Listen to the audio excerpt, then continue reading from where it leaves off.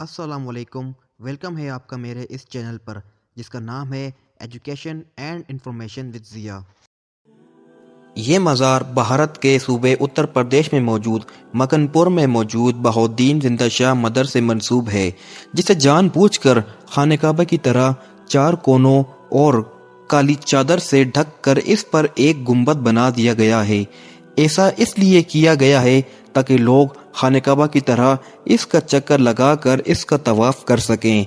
आपको ये सुनकर हैरानी हुई होगी, पर यह हकीकत है।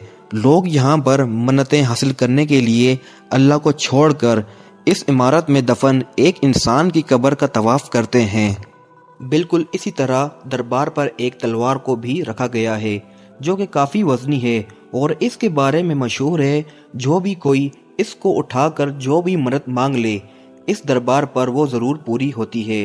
आपको क्या लगता है, इन लोगों ने कभी खुद दिमाग लगाकर दीन को पढ़ा होगा और इसको समझा होगा?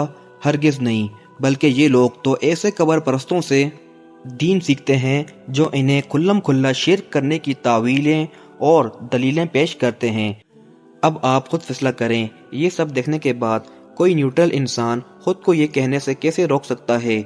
जैसे हिंदू अपने बुतों को सामने खड़ा कर कर पूजते हैं, तो वैसे ही ये कब्र परस्त लोग मुर्दों को कब्रों में लटाकर क़यामत के दिन एक गुनाहगार और मुशरिक इंसान अपना अमाल नामा मिलने के बाद जहाँ पर और बहुत सारी ख्वाहिशात करेगा, तो इसकी सबसे बड़ी हसरत आप जानते हैं क्या होगी? वो कहेगा, काश मैंने अल्लाह के सिवा किसी को शरीक ना बनाया होता। काश आज के दिन मैं मर कर मिट्टी हो गया होता ताकि मेरा हिसाब व किताब ना होता। एक काश मैं दुनिया के अंदर एक बार फिर वापस चला जाऊं तो कभी सजदे से सर ना उठाऊं।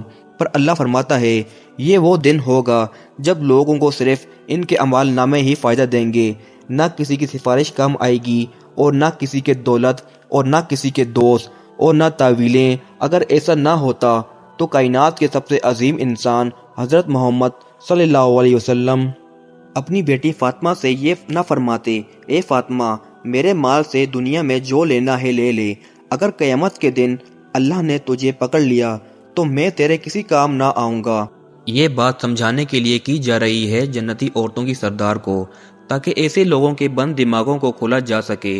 ये कब्र परस्त मौलवी ज़्यादातर एक हदीस को बुनियाद बनाकर शिर्क का दिफा कुछ इस तरह से करते हैं कि अल्लाह के रसूल ने फरमाया था कि मुझे तुमसे यानी अपनी उम्मत से शिर्क का कोई खौफ नहीं। यानी आप सल्लल्लाहु अलैहि वसल्लम के अल्फाज के मुताबिक मेरी उम्मत से शिर्क हमेशा के लिए ख़त्म हो जाएगा, वो कभी शिर्क नहीं कर सकती। हालांकि इस हदीस का मफहूम ही कुछ और था।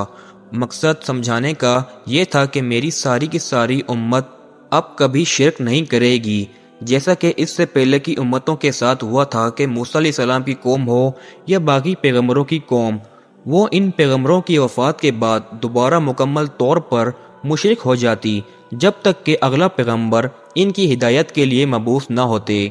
ये लोग इस ही हदीस को बुनियाद बनाकर लोगों को इसका गलत मतलब समझाकर इनको शिर्क की दावत देते हैं। रसूलुल्लाह सल्लल्लाहु अलैहि वसल्लम का फरमान था कि मेरी उम्मत के अंदर एक ग्रोह हमेशा हक पर कायम रहेगा, एक ग्रोह, ना कि एक फ़िरका। अब ज़रा एक और खुला शिर्क देखें। ये लोग मज़ार पर मौजूद दफन बुज़ुर्ग इनकी तस्वीरें सामने लगाकर इन पर हार चढ़ाकर इन पर दुरूद व सलाम पढ़ रहे हैं। अस्तगफिरुल्लाह। अल्लाह के रसूल सल्लल्लाहु अलैहि वसल्लम ये बात जानते थे कि ये अमल शिर्क की शुरुआत है और शुरू से ही ऐसा होता है।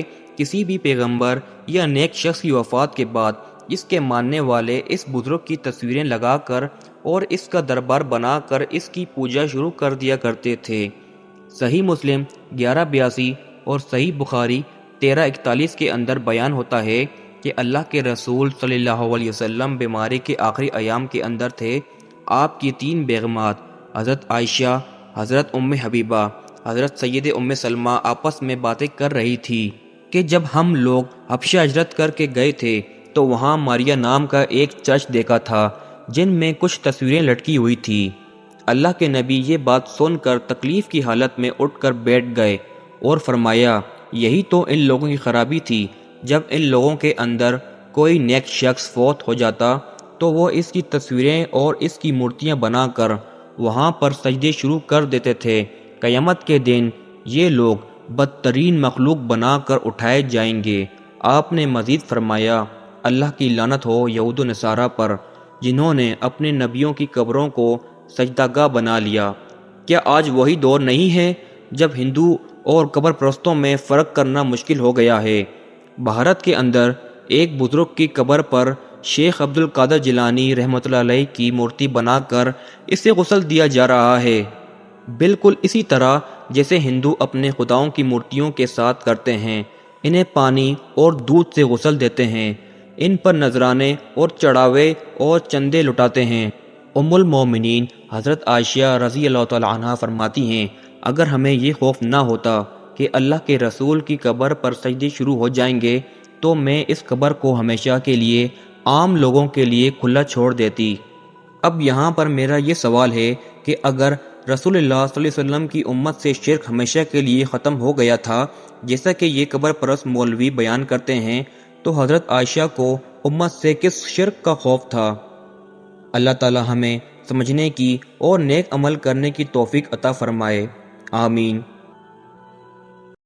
اگر آپ کو میری یہ ویڈیو پسند آئی تو اسے لائک کریں اور میرا چینل سبسکرائب کریں تاکہ میں اور اس طرح کی مزید ویڈیو بنا سکوں۔